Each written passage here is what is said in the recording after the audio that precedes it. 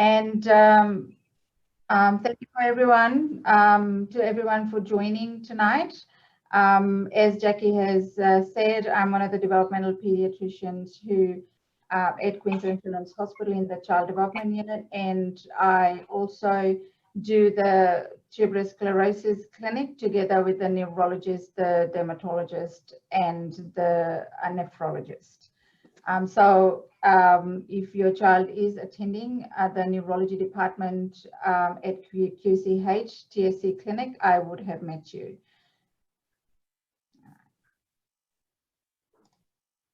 So today I'll talk on autism, screening, diagnosis, and then followed by that I'll talk a bit on ADHD as well.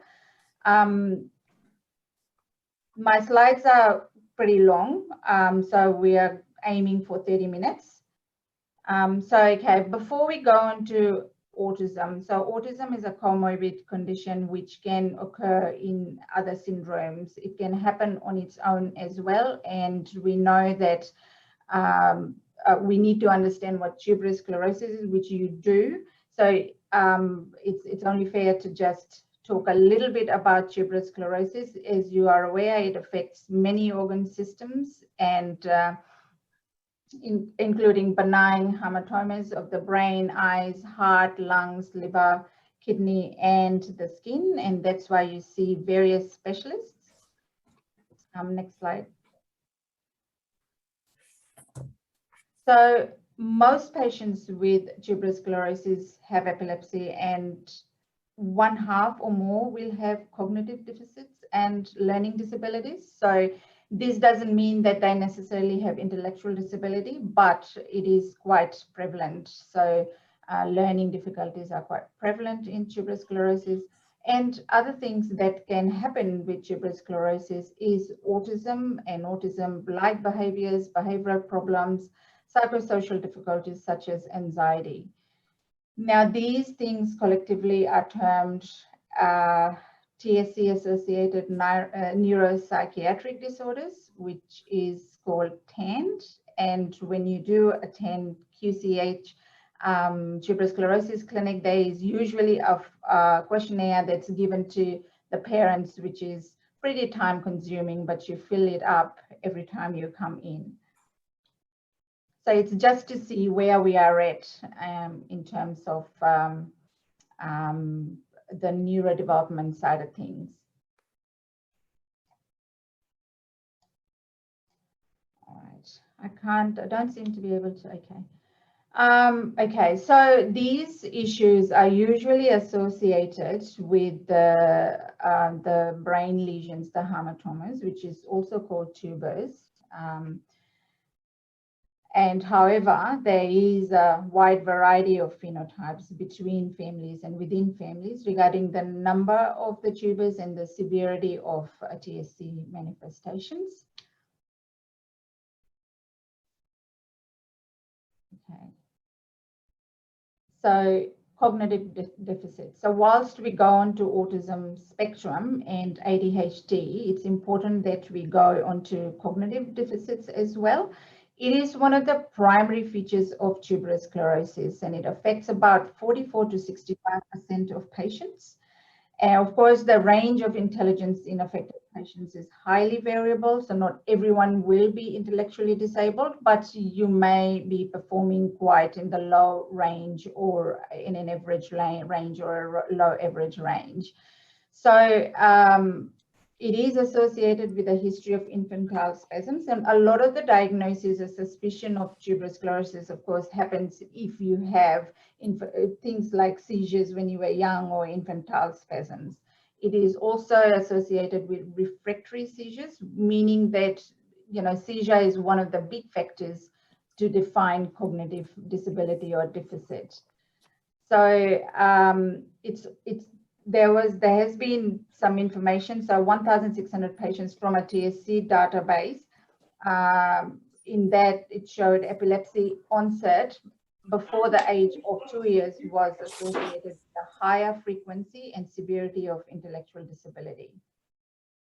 And also epilepsy is associated with autism and attention deficit hyperactivity disorder, which is ADHD. So autism, what is it?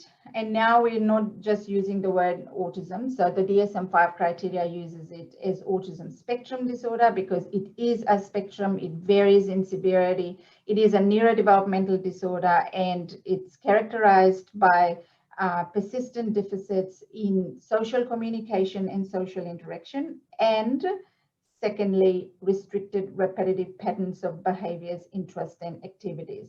So this is included in our DSM-5 criteria. Autism and behavioral problems. We know that autism and autistic behaviors, including hyperactivity, inattention, ADHD, self-injurious behaviors, are common in children with tuberous sclerosis and can be quite a significant source of stress for parents and caregivers. In a different case series, the prevalence of significant behavioral problems amongst children with tuberous sclerosis ranged from 40 to 90%. Whilst behavioral problems can occur in either a normal intelligence or cognitive dysfunction, at least one case series found that low intellectual functioning and higher seizure frequency were risk factors for behavioral disorders. So the lower you are in terms of your intellect and the more seizures you are getting, it's commoner to have more behavioral problems. So whether, if we are thinking of, okay, does my child have autism because there was a certain glioneural hematoma in a certain area, it is uncertain. The frequency of glioneural hematomas in the subcortical or cortical regions was similar in tuberous sclerosis patients with and without autism. So it's quite uncertain. Next slide. So this table I know it's a very busy slide. It is a table which is talking about early symptoms and signs of autism. So if these were some of the things you were worried about, then there needs to be an assessment. So any parental concerns about deficits in social skills, parental concerns about deficits in language skills or behavior, so understanding of what's going on around you or even the ability to speak, parental concerns about frequent tantrums or intolerance to change, so being quite fixated and rigid about certain things, not liking change, delayed language and communication skills. So at different age it's different, but at least by 12 months of age, lacking orientation to their own name, so more not responding to their name, or things like pointing and gesturing and showing interest, things like pretend play and being quite delayed with that, avoiding eye contact, having difficulty understanding others' feelings, being quite repetitive, so repetitive behaviors or even repetitive words, copying things from the television and using those in a repetitive manner, or using things from television or what others had said to communicate, and that being in a repetitive manner. Unrelated answers to questions, getting quite upset with minor things, quite obsessive interest, and other things such as flapping of arms and repetitive behaviors, rocking, unusual behaviors as well, spinning in circles, making unusual noises, or having unusual sensory interests. Next slide. So more around the phenotypic spectrum and clinical presentation of autism. First 2 years of life having the characteristic features of what we have just discussed in that table. And then 2/3 of the patient with autism will present with lack of communication skills before the age of 2 years. And then there is a plateau of social skills after typical early development. So about a quarter to a third of the children with autism achieve early language milestones. So as if things were going fine, and then all of a sudden parents might say that there was a regression or plateau of language communication and social skills around 1.5 years to 2 years of age. This regression of skill can be gradual or sudden sometimes, and it may be together with other developmental delay or other atypical development. Of course, regression of skills or development is never a simple thing, and it needs a lot of investigation. So if there is no other neurological regression with autistic children, there will be a degree of mild regression around language and social skills. So that's quite common, but it still needs to be investigated. Next slide. Yep, so other things that we have already discussed, so there's usually lack of interest in others and they're not empathetic, language is delayed, communication is delayed. So some children with less severe phenotypes, these are the ones who may be on the spectrum but quite higher functioning. And this may not be picked when the children are younger, but as the children are growing older and the social demands increase, then these features will be seen more. So some children may not get a diagnosis before school, and it's only when they've started school and the social demands increase that the teachers might notice some behavior disturbance or some odd things or some fixations on certain things. And that's when the screening needs to happen and assessment needs to happen. And also the symptoms can be related to other comorbid conditions. So there may be a pre-existing diagnosis of anxiety, ADHD, or there may have been an atypical social behaviors noted or atypical language.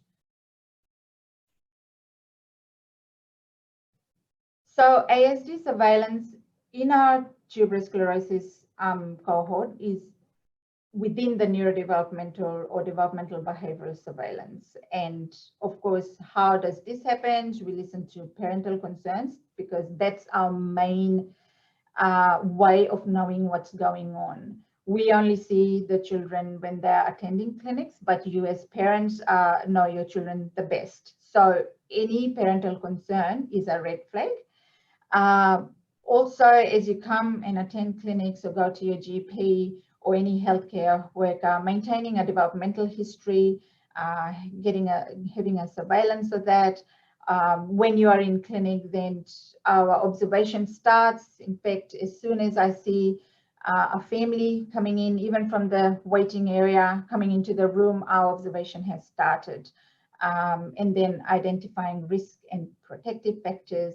And with every clinic visits, there has to be periodic developmental screen or observation. So routine developmental surveillance is through the child health visits, through your GP, child health nurses, during immunization visits. Also, if your child is known to the allied health team because of other reasons, they will also keep a surveillance and will let you know of red flags or let the medical officers know of red flags. And in our tuberous sclerosis clinic, we have multidisciplinary team meetings, and we do a developmental surveillance. So the benefits of surveillance and screening is early identification, so that there's earlier education planning and mainly family support, of course, and then delivery of appropriate medical care, therapy, and early intensive intervention for the family and for the child. So diagnosing autism spectrum disorder. So if you have a suspicion of autism related symptoms, then this can be picked up with screening tests or parental reports. Screening would be, if you were at the speech therapist or if there was any language communication difficulties, we'd pick that up. We would also screen children with any history of regression in social skills or language skills. We would be very vigilant in children who have a family history of autism. So a sibling diagnosed or a parent who has autism, or anyone in the family having autism. So it has a higher likelihood of being passed on, or getting a family history. Positive family history has a higher outlook of getting autism spectrum disorder. And any caregiver who has any worries that there may be autism related symptoms. So there are various diagnostics tools which is used for autism diagnosis, and you may have, for the ones who have children with autism spectrum disorder, you may have heard of this. So Autism Diagnostic Observation Schedule, second edition, it's called an ADOS assessment. That's one of the assessments which has about 94% sensitivity. So we do that. And then other questionnaires or screening tools are Childhood Autism Rating Scale, and then Autism Diagnostic Interview Revised, ADIR. So not all children will undergo an ADOS assessment. There are children, and all these assessments are used together with clinical judgment. They are not used in isolation. So there could be other conditions where you would do an ADOS assessment and that it would be positive. It'll score high. But we have to look at the DSM-5 criteria, and we have to get collateral information as well to be able to diagnose someone with autism spectrum disorder. So these assessment tools are not used in isolation. So as I said, it does include a comprehensive assessment, including a multidisciplinary team assessment, where there is usually a pediatrician. It can be, diagnosis can be done by a child psychiatrist or a neurologist. And the team also has a speech pathologist and an occupational therapist and a psychologist.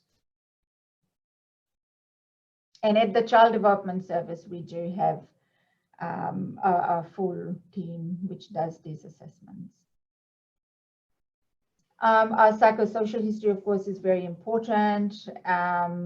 What the family is going through is important. And we also know that children who are in, for example, in the care of the Department of Child Safety, if there were any history of exposure to trauma, these are some of the conditions which can present like autism, but these are some things which need to be differentiated from autism, because that treatment is very different.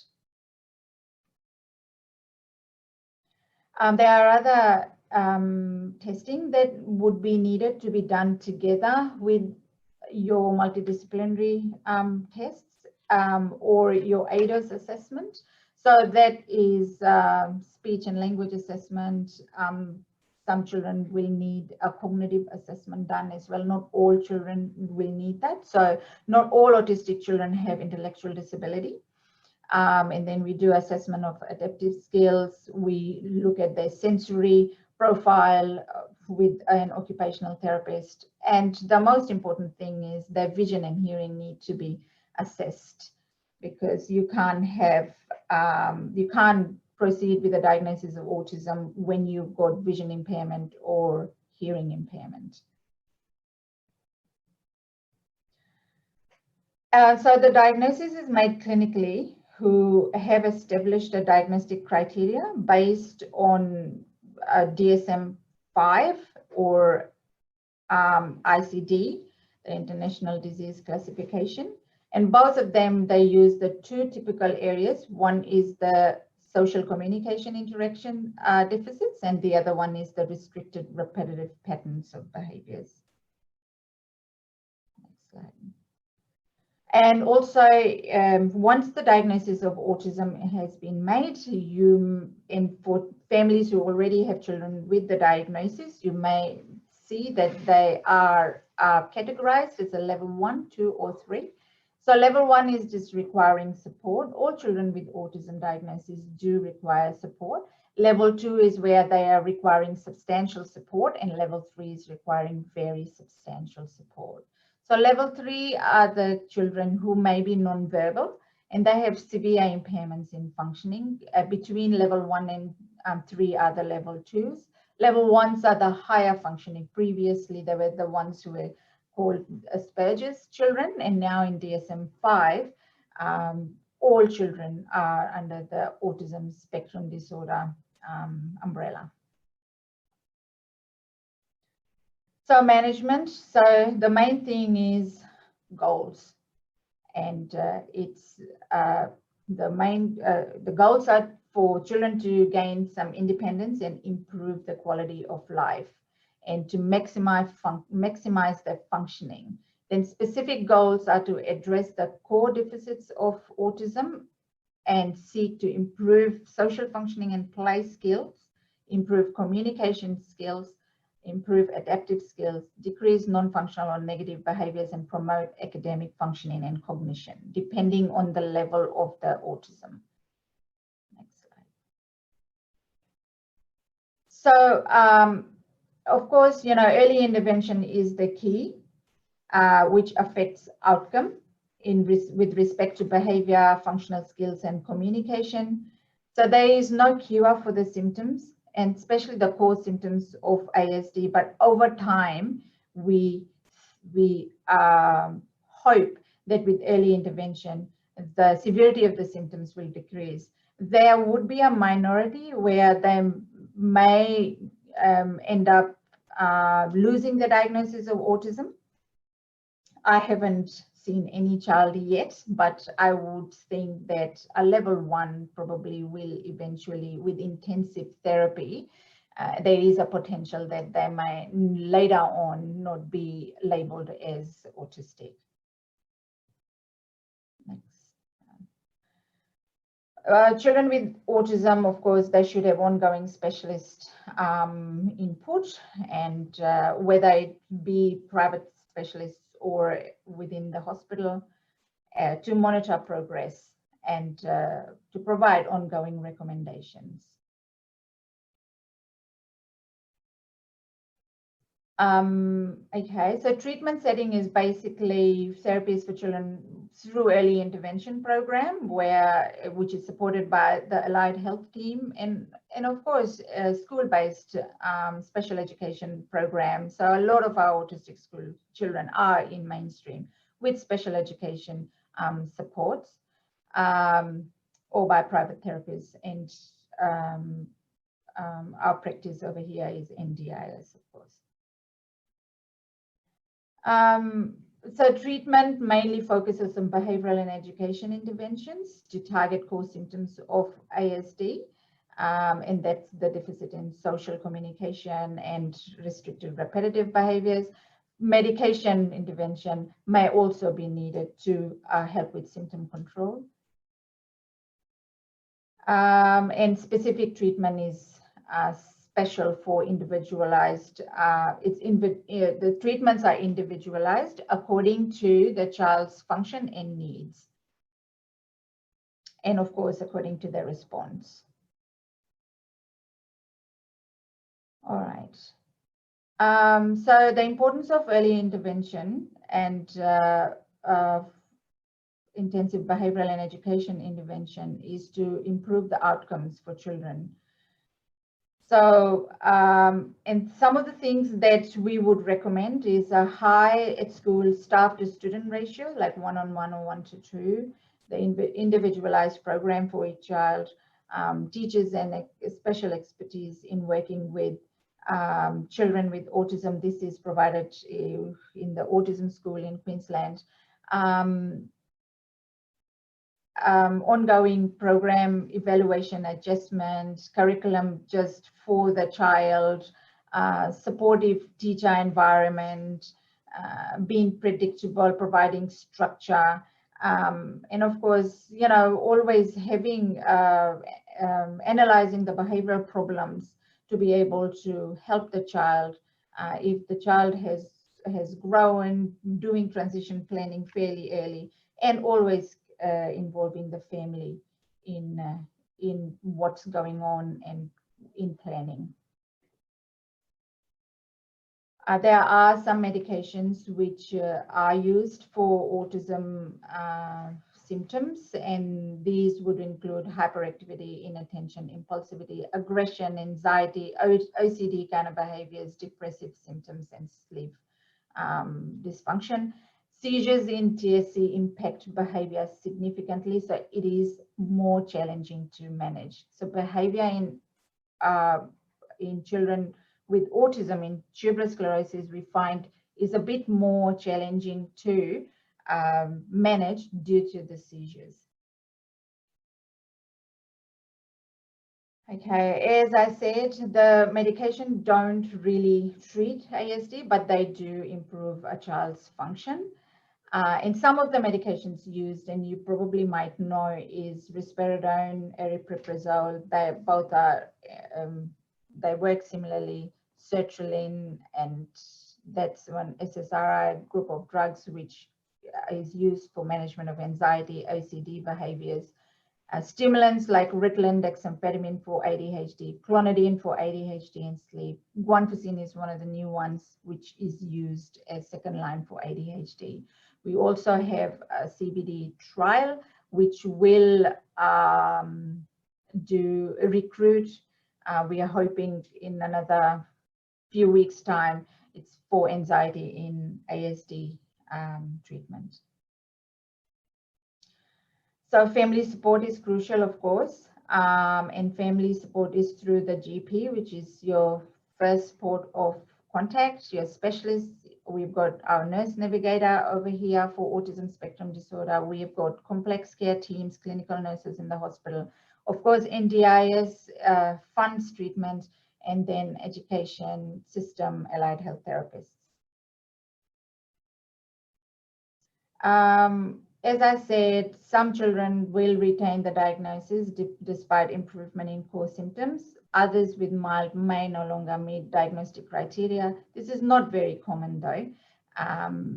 Although if the child did not meet criteria for ASD eventually in future, there are still some residual social, language and behavioral symptoms that would still remain. Next slide, please.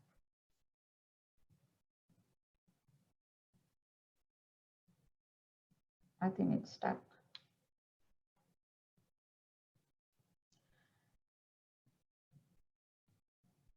Okay, so a very quick one. I might just go through this slide very quickly. Employment, later on, there have been, studies which have shown that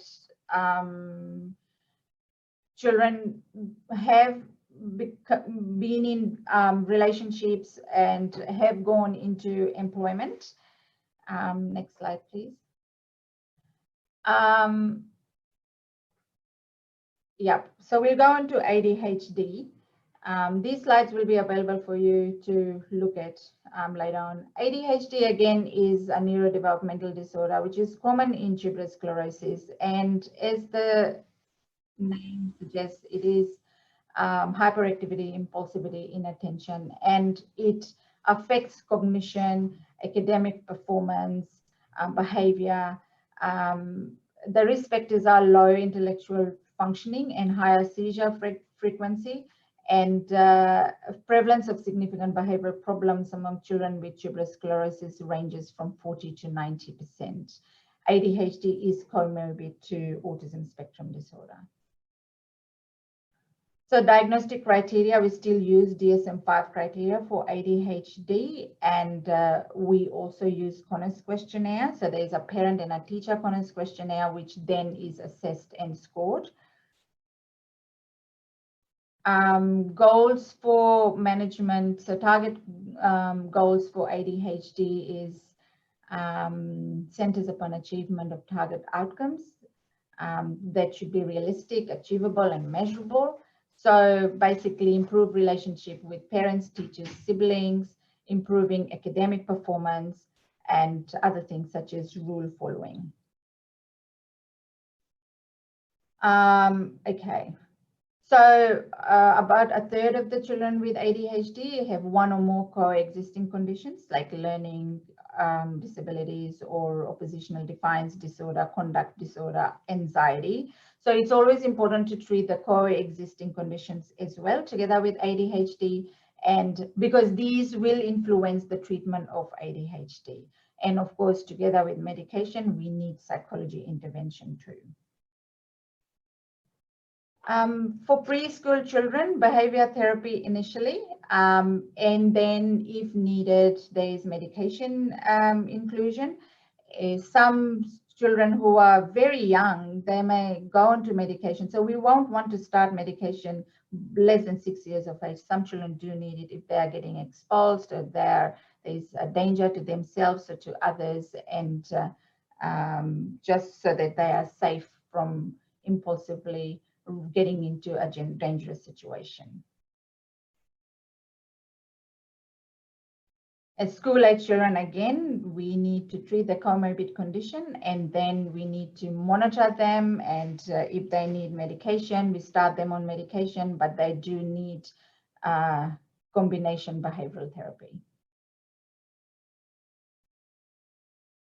So choices of medication we usually discuss with your first line treatment for ADHD is stimulants, so methylphenidate, which is Ritalin group of medication, or dexamphetamine. Sometimes you can't use those in anxiety because it exacerbates anxiety, but there are some non-stimulant medication for ADHD treatments such as clonidine and guanfacine, which is Intuitive, and Strattera. Yeah, there are side effects to all medications, particularly stimulant medication causes loss of appetite, weight loss, and it also causes sleep disturbance. So you have to be really careful. Guanfacine and clonidine are a little bit milder. They don't cause any sleep issues. If anything, they will cause drowsiness.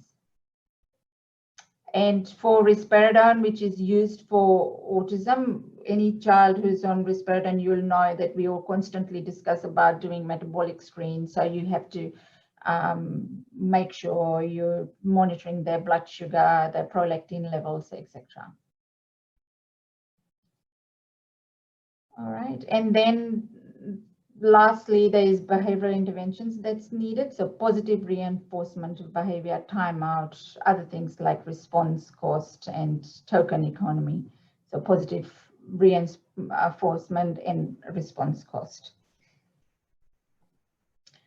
And then improving parent-child relationships with parent-child behavioral therapy. I think we are on our few last slides. So, yep, we need to maintain daily schedule, keep distractions to minimum, and setting small reachable goals for these children, rewarding with positive behavior. And some schools can be out there and always being negative to these children. We don't want that. We want their self-esteem. We want their confidence to be there. So always providing negative feedback is not good for these children either. Yep, and these are some of the websites you can just go onto, or some of the programs, training programs that parents can look into, which are helpful. So the positive parenting program is good. All of them are actually, yeah. And I've already spoken about a medication, combined therapy, that's medication and behavior, school-based intervention. So there has to be classroom modifications as well. This can be done together with your discussions with your pediatrician. And some schools are good at providing some behavior management program. And thank you.